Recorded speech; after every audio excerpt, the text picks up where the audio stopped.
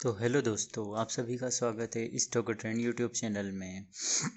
अगर आप यहाँ पे सामने देखोगे तो ये एक बंदा है जो खून में नहा रहा है। ये वही सीन चल रहा है जो ब्लड बाथ वाला सीन चल रहा है जो अभी मार्केट में चल रहा है। अभी यार आप अगर मार्केट जाके देखोगे तो आपको सब दूर लालिमा ही लालिमा दिखेगी। ये देखो यहाँ पे इंटरनेशनल मार्केट है ये।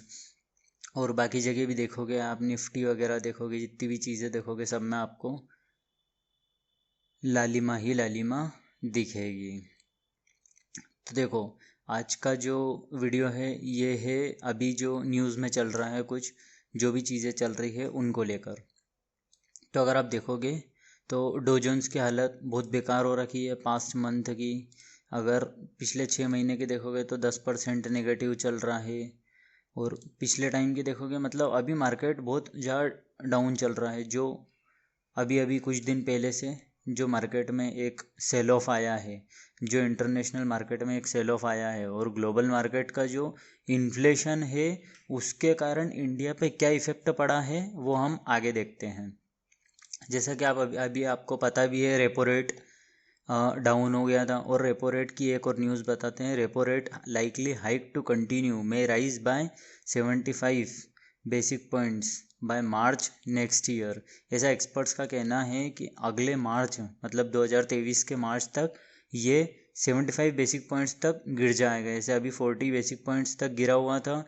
रिजर्व बैंक ने ऐसा किया, एक मीटिंग रखी थी कमेटी की, और उसमें एक्सपर्ट्स का कहना ऐसा है कि ये 75 बेसिक पॉइंट्स तक गिर जाएगा अगले 10 महीने के अंदर अंदर। और अगर हम देखें तो, और अगर अगले महीने देखें तो कुछ गुड न्यूज़ भी आएगी और कुछ बेड न्यूज़ भी आएगी। बेड न्यूज़ जो रहेगी वो रेपो रेट के ऊपर रहेगी। ठीक है, अगली न्यूज़ देखते हैं।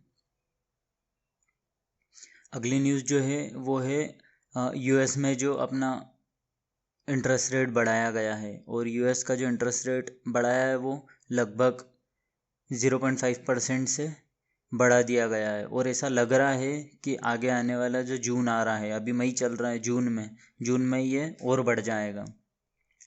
और वैसा ही इन्फ्लेशन का असर दिखा रहा है बैंक ऑफ इंग्लैंड के ऊपर। उसके कारण बॉन्ड यील्ड में बहुत ज़्यादा हाई हो गया है, बॉन्ड यील्ड बहुत ज़्यादा हाई हो गया। और पैनिक सेलिंग, इन सब के कारण, इन सब चीज़ों के कारण पैनिक सेलिंग आ रही है मार्केट में। और ये होना ही था, आज नहीं तो कल ये होना ही था, क्योंकि इन्फ्लेशन बहुत बढ़ चुका है। इन्फ्लेशन बढ़ा तो इन्फ्लेशन को मेंटेन करने के लिए इन लोगों को इंटरेस्ट रेट और ये सब बढ़ाने ही पड़ेंगे। अगली अगर न्यूज़ देखते हैं तो वो है एल की तरफ से। L infotech and Mindtree to merge to create large scale IT company. L infotech और माइंट्री, इन दोनों ने मर्जर किया है एक लार्ज आईटी कंपनी बनाने के लिए। दोनों आईटी कंपनी हैं।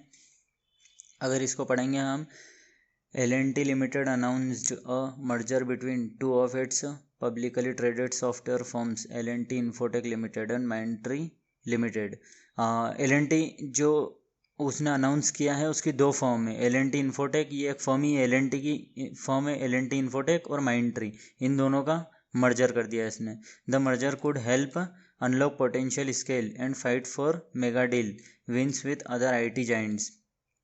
जो आगे आने वाले टाइम में ये दो बड़ी आईटी कंपनी है, दोनों ने अगर एक मर्जर किया है तो ये एक तरीके से देखा जाए तो दोनों एक और बड़ी कंपनी बन चुकी है अब ये दोनों मर्जर के बाद में। तो ये जितनी भी इनके कॉम्पिटिटिव में आईटी कंपनीज हैं, इनसे अच्छे अच्छे लेवल पे फाइट कर पाएगी। और बड़ी जो डील है, जैसे छोटी छोटी कंपनियां थी तो उनको डील इतनी बड़ी नहीं मिलती थी, लेकिन अब मर्जर हो गया है तो अब मेगा डील मिलेगी। ये देखिए यहाँ लिखा हुआ है मेगा डील मिलेगी। On Friday L&T infotech shares close down by, तो फ्राइडे को L&T का जो शेयर डाउन हुआ था वो 3.69% हुआ था। और माइंट्री का जो गिरा था वो गिरा था 3.79% मर्जर के बाद में। और जो L&T का L&T इन्फोटेक का जो होल्ड रहेगा मर्जर के बाद वो रहेगा 68.73, और बाकी का अपने माइंट्री के पास रहेगा। अब देखते हैं अगली न्यूज़ जो अडानी विल्मर की तरफ से। अडानी विल्मर में अगर हम देखेंगे तो ये एक बहुत हाई रिस्की शेयर था। मैंने पिछले वीडियोस में भी बताया है आपको कि ऐसे शेयर में आपका हार्ड अर्न मनी नहीं डालना है, और बाय लक किसी ने डाला हो, वो भी बाय लक कहीं यहाँ पे कहीं किसी ने डाला और यहाँ पे सेलिंग कर दी हो तो ही उसको प्रॉफिट हुआ होगा। लेकिन अगर ऐसे स्टॉक में अगर आप घुसोगे तो आप लॉस ही बुक करोगे या फिर बहुत मुश्किल से प्रॉफिट बुक होगा। अभी अगर देखेंगे आप तो 5% का लोअर सर्किट लगा हुआ है इसके अंदर, और इसका अगर यहाँ पे किसी ने बाइंग कर रखी है, जैसे मैंने बोला है हर वीडियोस में बोलता हूँ मैं कि अपने 52 वीक हाई पे या फिर ऑल टाइम हाई पे कभी बाइंग नहीं करनी चाहिए। अगर यहाँ पे किसी ने बाइंग कर रखी है तो अब वो फंस चुका है। अब जब तक या तो वो लॉस में बेचेगा उसको, या फिर जब तक ये एक रिवर्ट नहीं मारता जब तक उसको वेट करना रहेगा। अब अगर हम देखेंगे तो ये एक अच्छे सपोर्ट जोन बने हुए हैं। एक सपोर्ट जोन बना हुआ है 640 के लगभग, दूसरा सपोर्ट जोन बना हुआ है 549 के लगभग, और तीसरा बना हुआ है 407 के लगभग। अब अगर देखें तो ये बहुत ज़्यादा ओवर वैल्यूड जोन में जा चुका था, इतनी वैल्यू नहीं थी इस शेयर की। ऑपरेटर का गेम था पूरा, ऑपरेटर के कारण ये इतना स्टॉक पूरा ऊपर जा चुका था।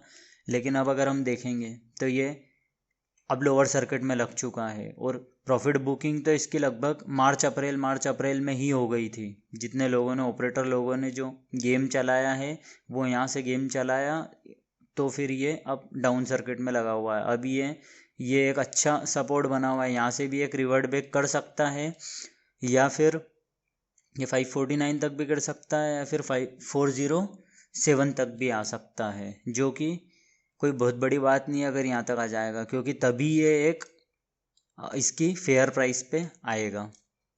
दोस्तों, अगर आप वीडियोस देखते हो और आपको अगर वीडियोस पसंद आते हैं तो प्लीज़ चैनल को सब्सक्राइब करें। ये मेरी एक रिक्वेस्ट है कि आप अगर वीडियो देखते हैं और आपको अगर पसंद आती है वीडियोस तो प्लीज़ लाइक करें, शेयर करें, सब्सक्राइब करें। Thank you.